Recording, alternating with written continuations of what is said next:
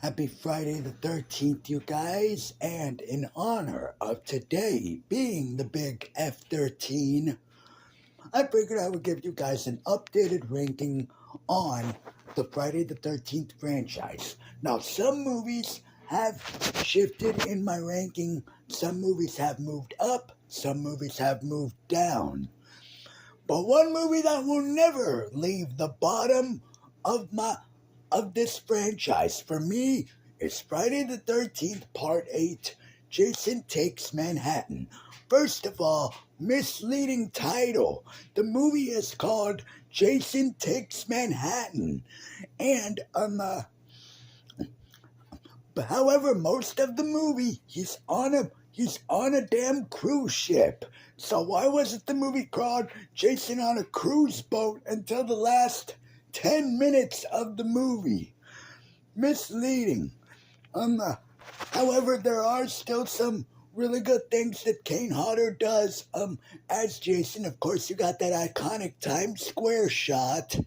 You got the boxing kill, which is definitely one of the better kills in the franchise for sure. All the rest of the kills are all either, cutaways or no blood. Like, and of course, this was back when the MPAA got into, you know, um, got into, studios and stuff's asses in the late 80s. But yeah, and of course, garbage teenage characters, of course. Um, and when and and it has one of the worst designs of Jason. After you get that badass looking Jason in Part 7, The New Blood, why does he look like he's been like sweating and like just wet and slimy looking in Friday the 13th Part 8? Please, somebody explain that to me. Like, dude, stand in front of a dang. Like, dude, get a towel or something. Like, dry off. What the hell? And of course, when he takes his mask off, he looks like shit. So yeah, Friday the 13th Part 8, Jason Takes Manhattan. This movie is a big piece of shit. Therefore, it is, and probably always will remain my least favorite of the Friday the 13th franchise. So, Part 8, Jason Takes Manhattan, screw you. Coming in at my number 11 for me, sorry, is the original Friday the 13th. This movie is overrated as hell. The original Friday the 13th. Now look, I understand that this movie, of course, kicked off one of the most popular horror franchises of all time. Well, and yes, I understand that the reveal at the end of the movie of Betsy Palmer as Mrs. Voorhees. Yes, she is definitely iconic, and and the kills in the movie are pretty good. Like obviously you got Kevin Bacon in here, who has of course made a resurgence pretty much in horror, pretty much earlier this year with Maxine. So I thought that was cool. However, this movie, it's like there was no script written for this movie. It's like, hey, person gets killed, and then we have about 5 to 10 minutes of Alice making coffee. Hey, then another person gets killed, and now we have the scene of two characters standing on a dock for the. And yes, there is a bit of a whodunit angle to it. However, there is no mystery put out there to us, the audience, that who's gonna be the killer? Like most, whodunit, horror slasher movies do, like. And then surprise, it's this old lady that you've never heard of, and you're like, wait a minute, what?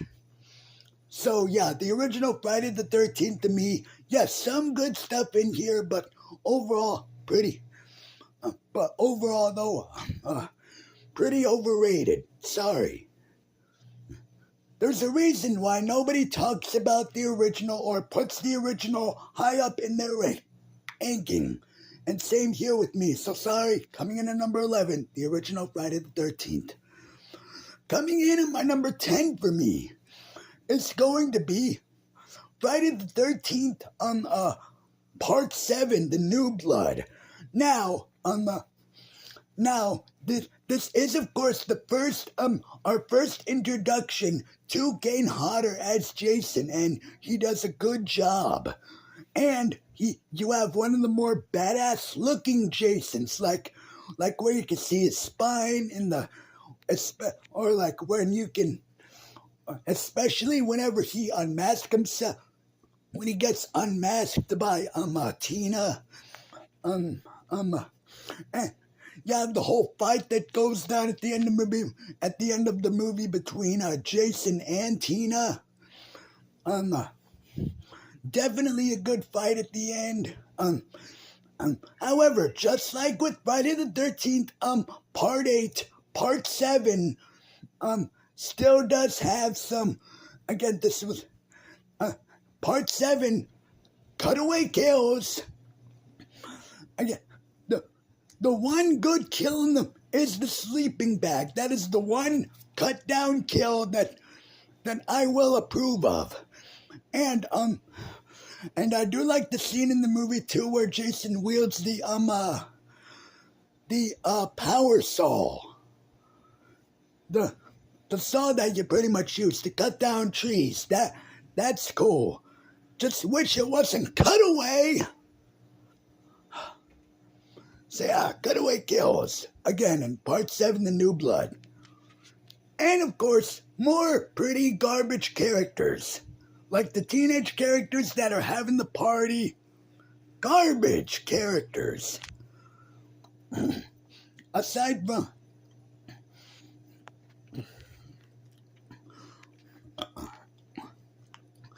So yeah, Part 7, The New Blood, does end up lower on my list. However, there are still some good things about it. So yeah, Part 7 ends up at number 10 on my list. Coming in at my number 9 for me is going to be Friday the 13th, Part 5, A New Beginning. Now, yes, I understand this is the movie that technically does not have Jason in it. It is of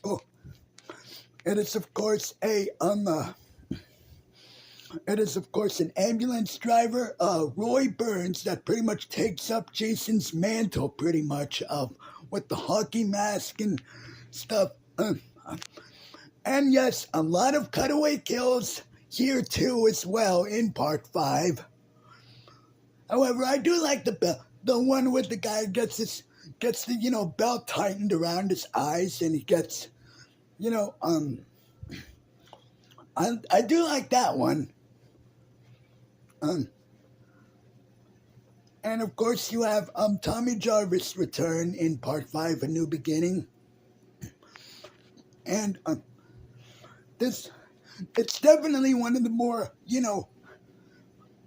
B-movie style Friday the 13th movies on the list.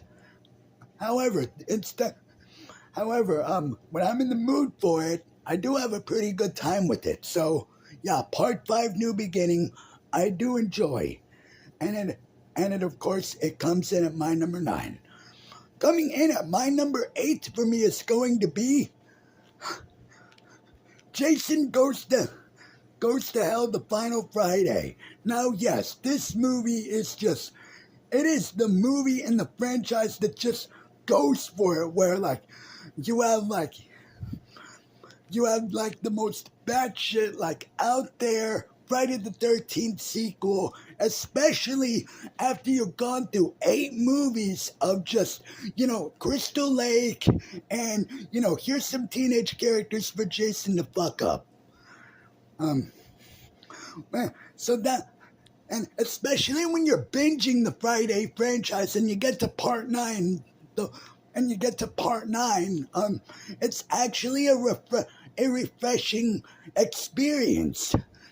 And I actually like the whole, as weird as it is, the whole body swapping thing with Jason's soul, like going into other people and like having him like possess other people and like really just out there stuff and a snake and like Evil Dead type of stuff. Again, this movie goes for it, but that's what I like about Friday 9. Jason Goes to Hell, the final Friday. And of course, you can't talk about this movie without mentioning that badass ending of Freddy's glove coming down, pulling Jason's mask down to hell. And I bet everybody back in 1993 was like, oh shit, we're about to get it. Of course, 10 years down the road, in 2003, but hey, still a pretty good movie. So yeah, that's of course why Jason Goes to Hell, the final Friday comes in for me at my number 8. Coming in at my number 7 for me is going to be Freddy vs. Jason. Now, of course, this was Robert Englund's final performance as Freddy, and he does a really good job. Ken Gersinger's performance as Jason, yes, he does a good job as well. But I'm not really a big fan of how he looks. Like, I understand, like, they wanted someone big, but like the big, but like the big jacket and like the really big, like, and I'm just not really a fan of his Jason's look, but still good. You definitely have some of the better characters in either of the franchises. You have some really fantastic fight scenes, of course, between Freddy and Jason. You have some really good kills. Specifically, of course, when Jason's the cornfield massacre scene and Jason's on fire, or the scene where he stabs the one guy in the bed a ton of times and then folds the bed in half like a sandwich. So yeah, there's some really good stuff in this movie. And of course that ending of the ending of the movie, of course, where Jason comes up, you think he's victorious, and then Freddy's decapitated head winks at the end and he laughs one more time. So yeah, Freddy vs. Jason is definitely a fun movie. That is, of course, why it ends up pretty high on my Friday the 13th ranking.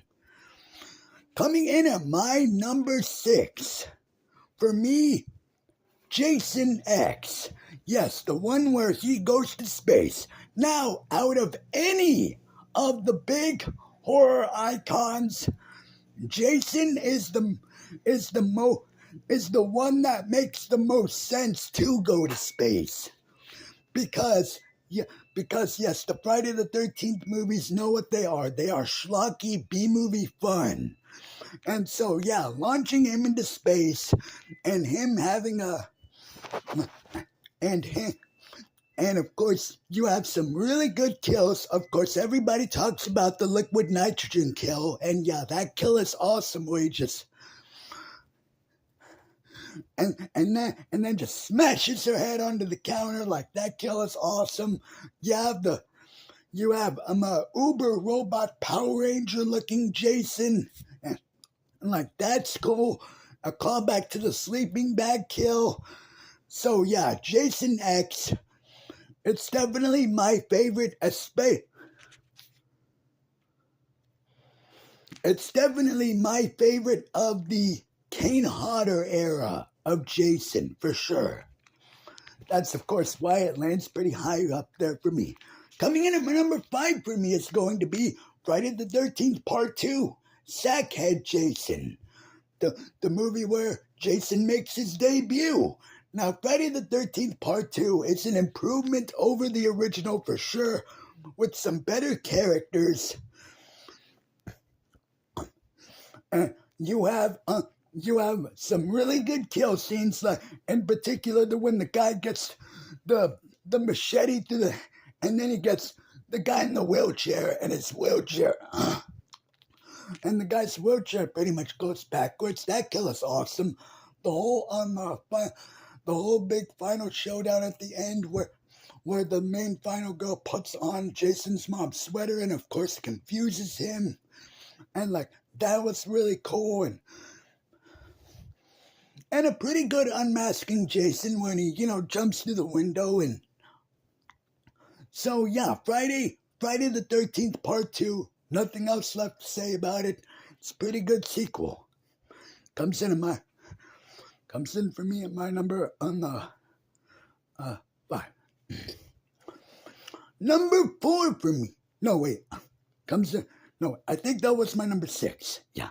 Number 5 for me is going to be Friday the 13th Part 3, 3D.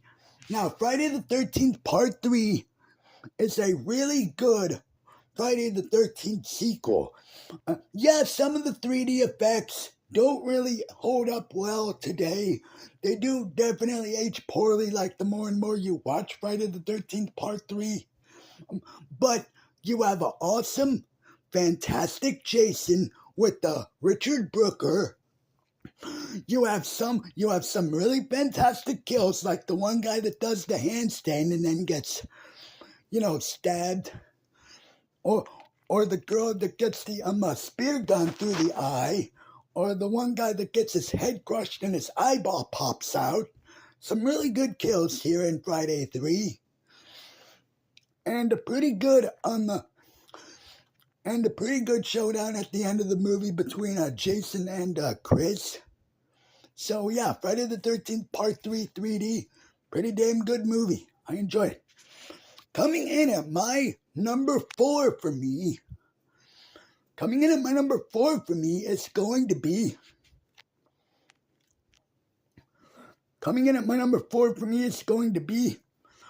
Friday the 13th Part 6, Jason Lives. Now, this, of course, was our first introduction to zombified Jason, and C.J. Graham's performance as Jason.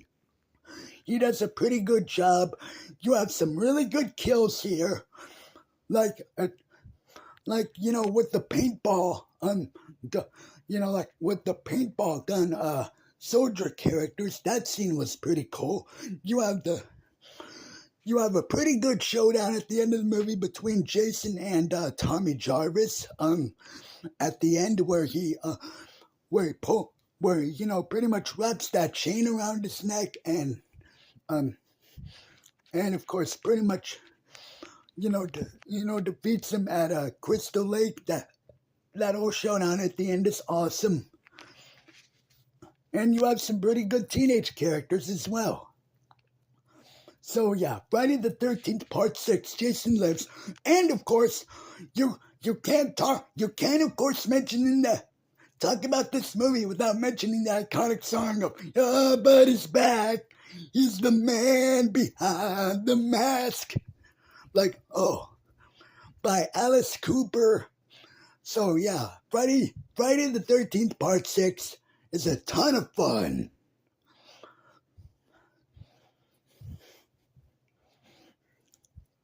Coming in at my number 3, top 3, baby. Coming in at my number 3 for me is going to be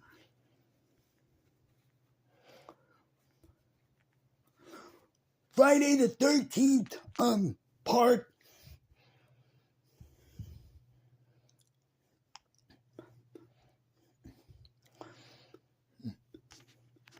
Coming in at my number 3 for me is going to be Friday the 13th part on the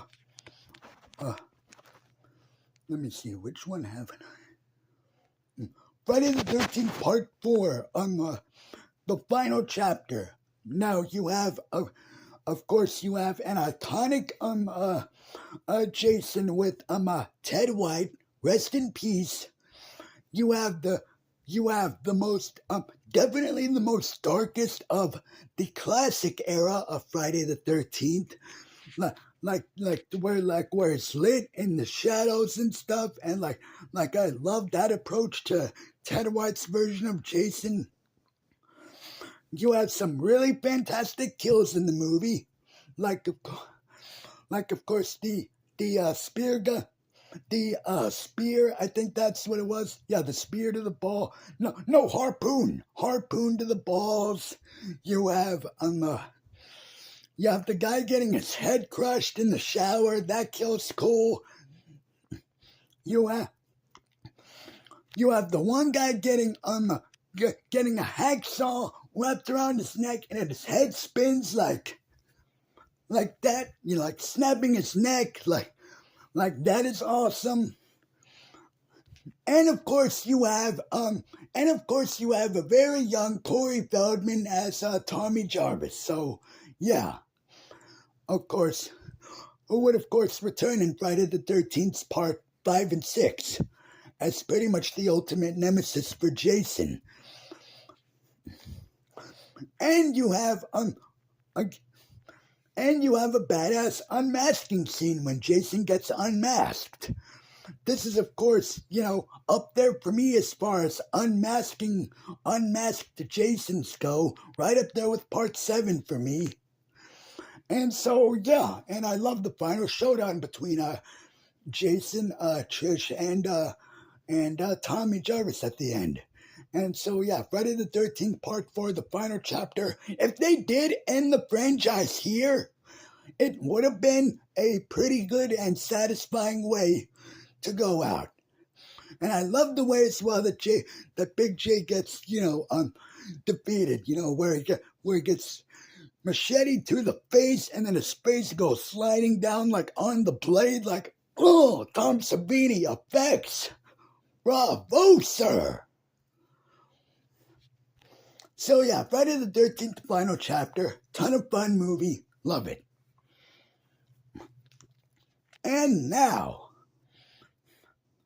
let me see. I did 1, 2, 3, 4, 5, 6, 7, 8, 9. Jason X, Freddy vs. Jason.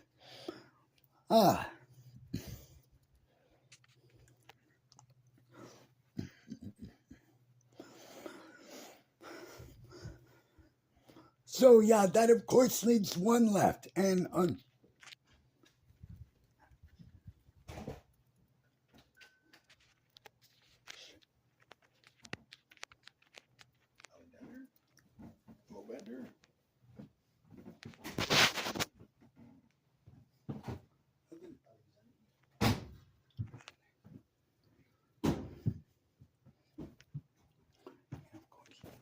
you okay?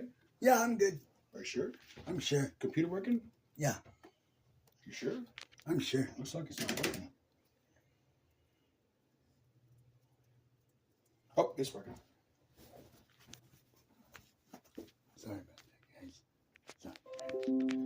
Sorry about that, guys.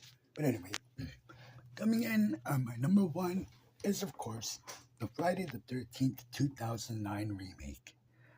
Yes, guys, that is right. Friday the 13th, 2009 is my favorite. I run to town. I run there and I'll be back. Okay. So yeah, guys, Friday the 13th, 2009 is my favorite of the Friday the 13th franchise. You have a fantastic opening scene where like that is the most Friday the 13th and the best Friday the 13th anything is that opening like 5 to 10 minutes, like 5 to 10 I think minutes of the movie. You have some of the best characters in this movie. Yes, even the asshole character of Trent, who I know that everybody just loves to hate Trent. And yeah, I mean, I get it, but Trent's supposed to, be. You have some fantastic kills in the 2009 remake with whether it's whether it's like the bow and arrow to the head, or the like the bow and arrow to the head, or the antler kill where Jason impales the one girl on the antlers, or the one guy getting stabbed and then just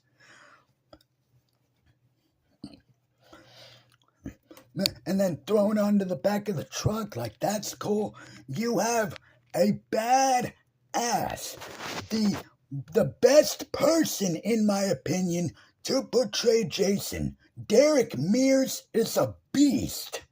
He is a monstrous Jason.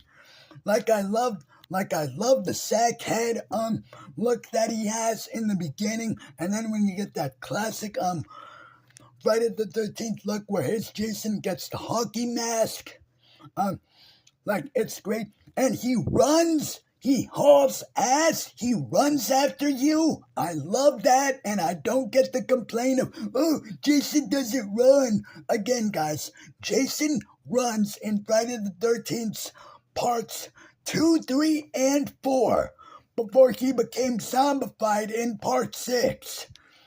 So stop bitching about that. And I actually like the fact that he kidnapped Whitney as a hostage because she reminds him of his mother. And you can tell the scene where he's throwing stuff, right? And like you think he's about to go up there to her and kill her, but you see the locket that she has, and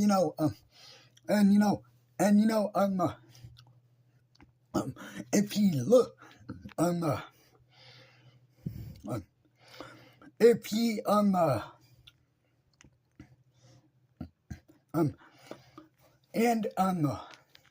so yeah, if she reminds him of his mother, it would make sense for him to take her in as a hostage. And you have a badass defeat at the end of Jason as well, to where he gets chained up and wood shepherd, which is awesome and badass. So yeah, the Friday the 13th 2009 remake, I love the 2009 Friday the 13th remake. It is and for me, and for a lot of other people, at least some other people that I've talked to, but for me personally, it is my number one favorite Friday the 13th movie. My favorite in the franchise. Well, that's it for this video, guys. Don't forget to, of course, have a great Friday the 13th, everybody. Stay safe out there. Don't forget to like, share, comment, and subscribe as always for more videos. And don't forget to hit the bell icon so you get notified whenever I upload brand new videos. Tell me what your guys' ranking is of the Friday the 13th franchise down below in the comment section. And yeah, guys, I will see you guys later. And as always, keep on watching horror movies and keep on slashing.